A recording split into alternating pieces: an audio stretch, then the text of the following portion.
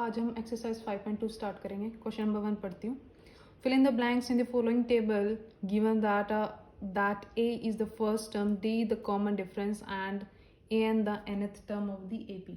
अच्छा, इन्होंने जो है टेबल दिया हुआ, मैंने टेबल नहीं बनाया, मैंने डायरेक्ट वैल्यूज लिख दी है। ठीक है, तो फर्स्ट पार्ट करते हैं। फर्स्ट पार्ट में a दे रखा है, d दे रखा है, n दे रखा है और हमें an फाइंड करना है। तो इसके लिए फॉर्मूला है डायरेक्ट, तो सीधा सीधा फॉर्मूला लिखो। an equals to a plus N minus one into D. ठीक है, ए एन हमें पता नहीं, a 7 plus N minus one 8 minus one कितना हुआ, 8 माइनस वन 7, 7 की मल्टीप्लाई डी से तो 3, 7 3 जा 21, 21 प्लस 7 कितना हो गया 28। तो ये हो गया हमारा ए एन। ठीक है, बस फॉर्मूला लिखना था और वैल्यूज तुम्हें पुट करनी है और तुम्हारा आंसर आ जाएगा। ठीक है, सेकेंड पार्ट, ए दे रखा है, डी दे रखा, सॉरी डी नहीं दे रखा, डी फाइंड करना है, एन दे रखा है और ए एन दे रखा है। सिंपल, जब भी तुम्हें मतलब कि फॉर्मूले की क्या क्या चीज़ होती है फॉर्मूले में, देखो ए एन होता है, ए होता है, एन होता है और हमारा डी होता है। इसमें 4 चीज़ें हैं, 1 2 3 एंड 4। 4 में से अगर 3 दी होगी तो एक निकालना कोई बड़ी बात नहीं है, तो हम वो निकाल लेंगे। अभी निकालते हैं। A N equals to A plus N minus one into D. A N हमें 0 दे रखा है। ठीक है, ए कितना है -18 plus N minus one, N हमारा कितना है 10, 10 में से 1 गया 9, 9 मल्टीप्लाइड बाई डी। ठीक है, डी हमें नहीं पता है। अच्छा, इसको मैं इधर ले आऊँ तो ये प्लस का बन जाएगा 18, ये 9 इसके साथ मल्टीप्लाई में है तो ये डिवाइड में। ठीक है, तो डी कितना हो गया हमारा 2, तो डिफरेंस आ गया हमारा 2। बाकी पार्ट्स आप लोग कर लेंगे, मैंने नहीं लिखे हैं, कर लेना, दिक्कत हो तो पूछ लेना। ठीक है, क्वेश्चन नंबर 2 पर आते हैं। Choose the correct choice in the following and justify. अच्छा, इसमें फिर से इन्होंने ऑप्शंस दे रखे थे, मैंने ऑप्शंस नहीं लिखे हैं, सीधा पार्ट पर आते हैं। तो 30th term of the AP, अच्छा ये हमें फाइंड करना है। ठीक है, और ये हमें एपी गिवन है, एपी गिवन है तो डी निकाल लो, ए पता है, और 30th टर्म मतलब कि हमें एन गिवन है, एन क्या है हमारा 30 है, तो हमें क्या निकालना है, ए 30 कैलकुलेट करना है। सारी चीज़ें लिख लो हमेशा, सबसे पहला काम आपका यही होना चाहिए कि जो जो चीज़ें दे रखी है वो सभी लिख लो। ठीक है, डिफरेंस क्या होगा 7 माइनस 10 मतलब कि माइनस का 3। ठीक है, और क्या दे रखा है, एन दे रखा है दैट इज़ 30, और हमें क्या फाइंड करना है, हमें ए एन कैलकुलेट करके बताना है, या फिर कह लो ए 30 हमें कैलकुलेट करना है, ए 30। ठीक है, अच्छा फिर से वही फॉर्मूला लिख लो, A N equals to A plus N minus one into D. Formula कितना ही याद क्यों ना हो जाए, लेकिन फिर भी फॉर्मूला लिखना है। ये आलस बिल्कुल मत करना कि मेरे को फॉर्मूला याद है, मैं फॉर्मूला नहीं लिखूंगा। फॉर्मूला हमेशा लिखना है, एग्जाम में भी, टेस्ट में भी, प्रैक्टिस में भी। ठीक है, तो ए एन हमारा ए 30 हमें कैलकुलेट करना है। ठीक है, ए हमें गिवन है 10, N minus one 30 minus 1 that is 29 and D is are -3। अच्छा, इसके इससे कैलकुलेट करो तो 10 माइनस में 9 3 27 7 2 6 एंड 8 माइनस का 87, प्लस माइनस ऑलवेज माइनस और साइन बड़े वाले का, तो ये आ जाएगा माइनस का 77।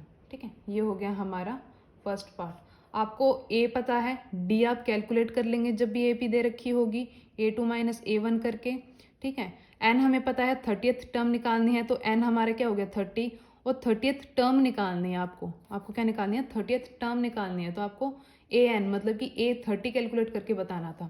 ठीक है, आपको ए 30 कैलकुलेट करना था, तो हमने सीधा फॉर्मूला लिखा। हमारे पास 3 चीज़ें अवेलेबल थी, ए डी एंड एन, तो चौथी चीज़ निकालनी कोई बड़ी बात नहीं थी, फॉर्मूला लिखा और वैल्यूज पुट की तो आंसर आ गया। ठीक है, अच्छा अभी हम थर्ड क्वेश्चन कर रहे हैं। ठीक है, थर्ड क्वेश्चन कर लेते हैं। ठीक है, थर्ड क्वेश्चन है, इन the following APs find the missing term in the boxes. हमें क्या क्या बताना है, हम भाई जो भी आपका बॉक्स खाली दे रखा है उसको भर के बताओ, मतलब कि वो निकाल के बताना है। और ये जो भी हमारी सीरीज दे रखी है ये एपी में है। ठीक है, हमारा एपी गिवन है। ठीक है, तो एपी लिखो, मतलब एपी तो गिवन है, तो जो जो वैल्यूज आपको पता है उनको लिख लो। ठीक है, ए पता है हमारा 2 है, डी हमें नहीं पता है। ठीक है, ये क्या है, ये हमारा ए 3 है, A3 है मतलब 26। अच्छा A3 को और कैसे लिख सकते हो भाई तुम? A+2D लिख सकते हो, बताओ। A+2D मैंने पीछे बताया था कि ये जो भी यहाँ पे n होता है उससे एक कम करके d के साथ मल्टीप्लाई कर दो और a उसमें ऐड कर दो तो तुम्हारी वो टर्म आ जाती है, ठीक है। तो ये 26 के बराबर है। अच्छा ये सोल्व हो सकता है, बिल्कुल हो सकता है, क्योंकि आपको a की वैल्यू पता है। तो a की वैल्यू पुट कर दो, 2 + 2d = 26। 2 द डिवाइड में ले जाओ, 2 द डिवाइड में लिया तो कितना, सॉरी 2 माइनस में लेके जाओगे तो 24। तो d की वैल्यू क्या आ गई? 12। अच्छा आपको कैलकुलेट क्या करके बताना है, लिखो तो ज़रा। A2 आपको बताना है, ठीक है। लिख दिया A2, ठीक है। आपको A2 निकालना है तो बस आपके पास A है, आपके पास D है, ठीक है, और आपके पास N है। N क्या हो गया इस केस में? हमें N हमारे पास क्या हो जाएगा? जब हम A2 निकालेंगे तो N क्या होगा? जो भाई A के नीचे इधर ये यहाँ पे लिखा रहता है वही हमारा N कहलाएगा। तो N हमारे पास इस केस में क्या हो जाएगा? 2 हो जाएगा। तो लिखो AN = A + n-1 into D।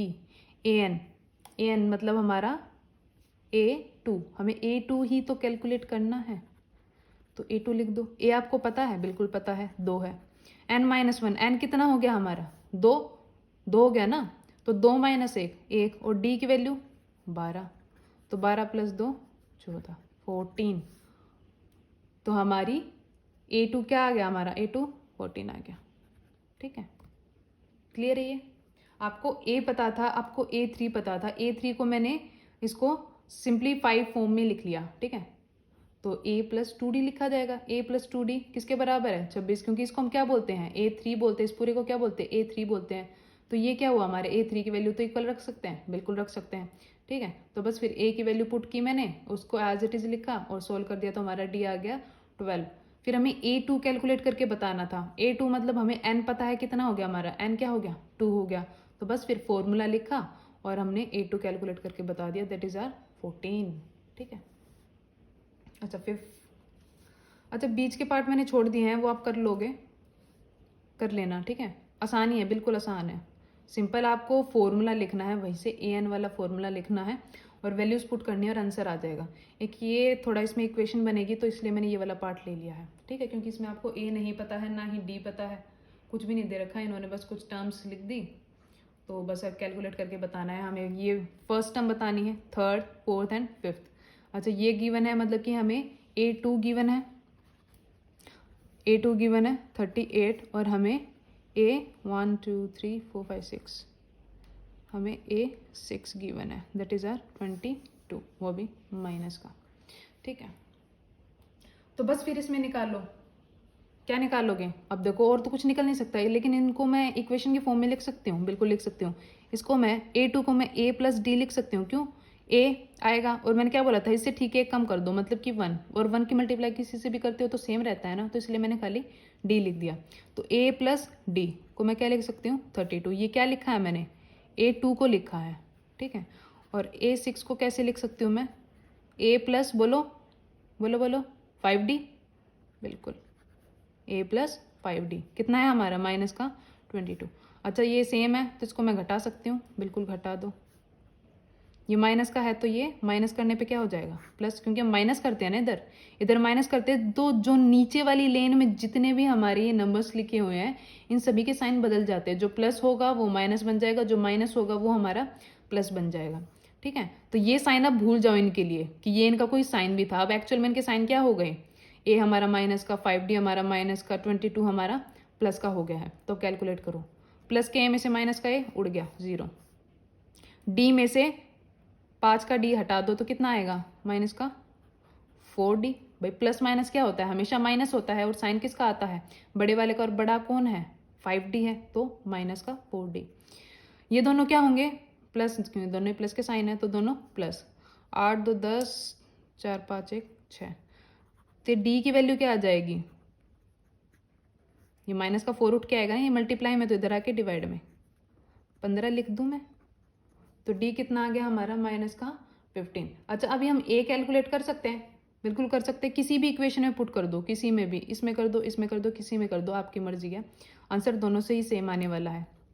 मैं फर्स्ट में पुट कर रही हूँ A प्लस डी की जगह मैं क्या लिख दूँ, 15 लिख दूँ, माइनस का 15 है क्योंकि ए प्लस डी था, अब ये माइनस का है तो ये प्लस को रिप्लेस करके खुद आ जाएगा, माइनस आ जाएगा, ठीक है। तो इसलिए प्लस तो आएगा ही नहीं, तो सीधा माइनस आ गया, ठीक है। इक्वल्स टू में क्या आएगा, जो भी वैल्यू है, बस हमें वैल्यू पुट की है किसकी, डी की, और बाकी एज इट इज़। तो ए उधर जा, ये माइनस का 15 उधर जाके क्या हो जाएगा, प्लस कितना हो गया 53, 8 5 13, 3 4 1 5, 53। ए कितना हो गया हमारा 53। अच्छा 53 में एक बार 15 घटा के देखना, 53 में एक बार 15 घटा के देखो कितना आएगा, 5 और 3 8, 4 में से 1 गया 3, 38 आ गया, बिल्कुल आ गया। उसमें से फिर कितना घटा दो, वैसे तो आप इसको A3 भी लिख सकते हो या फिर घटा घटा के भी कर सकते हो, A3 है नहीं हमारा, तो A3 को हम क्या लिखेंगे, A प्लस 2D लिख दें, बिल्कुल लिख दो। तो A की वैल्यू पता है, D की वैल्यू पता है, ये तरीका भी, अदरवाइज आप इसको घटा घटा के भी कर सकते हो, क्योंकि जो डिफरेंस होता है वो ऐड होता है, और हमारा जो डिफरेंस है वो किस में है, माइनस में है, तो जाहिर सी बात है क्या करोगे, माइनस करोगे, प्लस तो कर नहीं पाओगे। अगर ये वैल्यू प्लस की होती तो हम 38 में क्या करते जाते, प्लस करते जाते, लेकिन ये वैल्यू माइनस की है तो इसको घटाते जाओगे तो आपको अपनी नेक्स्ट टर्म्स मिलती जाएंगी, ठीक है। या तो ये तरीका है, या तो माइनस करके लिख दो, और या फिर इसको पूरा शो करो, शो कर दो, एक अच्छी वो बनती है, इमेज बनती है, बच्चे ने पूरा सोल्व किया, बच्चे को आता है, ठीक है। तो हम इस तरीके से करेंगे, A प्लस 2D, ए हमें पता है कितना है हमारा 53, प्लस 2 इंटू डी की वैल्यू माइनस का 15, ये कितना हो गया माइनस का 30, 53 माइनस 30, तो कितना आ जाएगा हमारा 23। तो हमारा A3 क्या हो गया 23, ठीक है 23, ठीक है। अच्छा इसी तरीके से हमें A4 बताना है, A4 बता दो। A4 को क्या लिखोगे, A प्लस 3D, तो 53 प्लस में हमारा 3 मल्टीप्लाइड बाई माइनस का 15, तो कितना हो जाएगा माइनस का 45, ठीक है। 5 3 8 प्लस का 8, तो ये हमारे कितना हो गया 8 हो गया, ठीक है। अच्छा अभी हम निकालेंगे A5, A प्लस 4D, ए क्या है हमारा भाई बताओ 53, और 4 इंटू माइनस का 15, 15 इंटू 4 60, कितना आ गया माइनस का 7, तो इधर लिख दो माइनस का 7। तो ये हो गया हमारी first term, third, fourth and fifth, ठीक है, यही हमें बताना था इसमें। तो थर्ड क्वेश्चन भी हमारा कंप्लीट होता है। और आपको करना क्या है, अगर आपको कोई डाउट हो तो मुझसे पूछ लेना कमेंट सेक्शन में, और अगर वीडियो पसंद आई हो तो लाइक कर देना। And thank you so much, my name is Monika.